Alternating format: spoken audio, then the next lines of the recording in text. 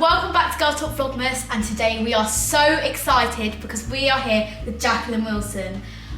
I'm just so excited. Hi everyone. So, today we just wanted to ask you about the new Hetty Feathers Christmas book. And now we actually have a little sample of it in our new issue of the Girl Talk magazine. So, could you just tell us a little bit about the book? Right, well, Hetty Feather is a foundling girl, and I've written quite a few books about her now. And she often has a really tough time, particularly foundlings at Christmas. It was complete rubbish for them. They didn't get any proper presents. They just got an orange as a special Christmas treat. So I thought I'm going to be crafty. I'm going to go back in time to when Hetty's about 12. And I'm going to work out a way for her to experience one of those glorious Victorian Christmases. Huge, great Christmas tree, loads of presents, family fun. And I found a way to do it so I could give Hetty this whole experience. But because it's a Jacqueline Wilson book, there are a few sad bits too, but I promise very happy, festive ending. So, Jacqueline, are you up for a bit of a Girl Talk challenge here?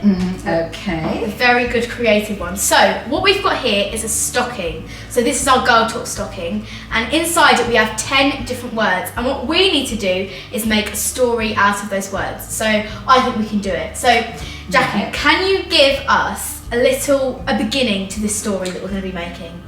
Okay. Poppy and Jacqueline were going on a journey together. Okay, is that enough, do you think? I think that's definitely good enough. Okay. Right. Shall I pick out the first word? Shall I go for the for first word? Okay. And it scared the life out of the cat so much that. So I'm going to put that into a sentence. So Jacqueline and Poppy were going on a journey. Poppy has a cat at her house, and the cat was worried about Poppy going away. And it scared the life out of the cat so much that it tried to run off. The cat tried to run off and leave the house. Brilliant, brilliant. Right. You ought to be the writer. It's the world's fluffiest Christmas jumper.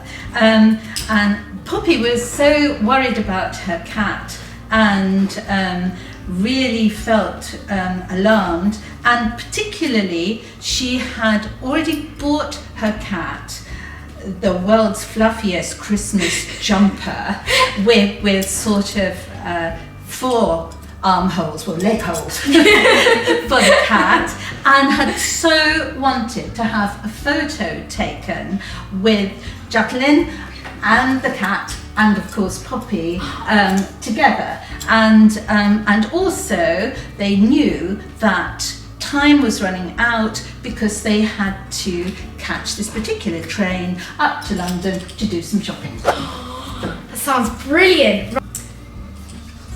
Okay, suddenly there was a loud bang on the roofs. So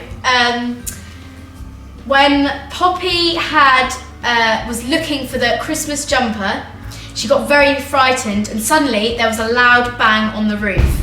And she looked up to see what was going on, and the cat was on the top of the roof. And the phrase is 3 Brussels sprouts and a roast potato. Well, there was pandemonium because obviously Poppy and certainly me couldn't actually climb up on the roof, but wonderfully there was a lovely young man next door who was a window cleaner, and he had a ladder, and so he climbed up the ladder and rescued the cat, who was very worried by this time, and tucked the cat down his fluffy jumper, but not the world's fluffiest jumper. And Poppy was so thrilled that she asked her mum, and her mum said, right, you must come for supper tonight after Poppy and Jacqueline have got back from the shops up in London, and what would be your favourite meal? And he said, well, I'd love an actual Christmas meal. Loads and loads of turkey and those little sausages and 3 Brussels sprouts and a roast potato. That was brilliant! That was amazing! Okay, a runaway turkey.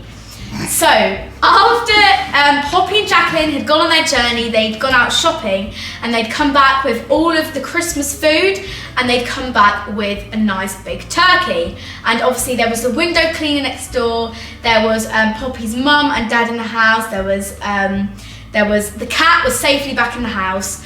But suddenly, Poppy and Jacqueline looked in the shopping bags to get out the turkey, and they realised it was a runaway turkey because it was nowhere to be found. This is easy, all of a sudden.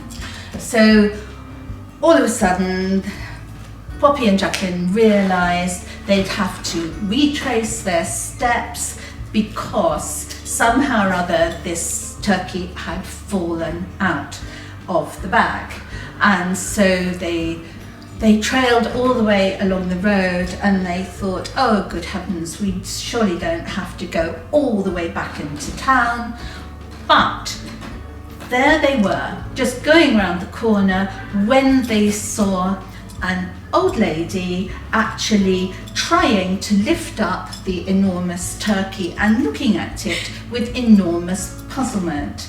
And then she saw Poppy and Jacqueline running up to her, and she said, oh my goodness dears, is this your turkey? And they said yes. And she said, oh, it must have fallen out of your shopping bag.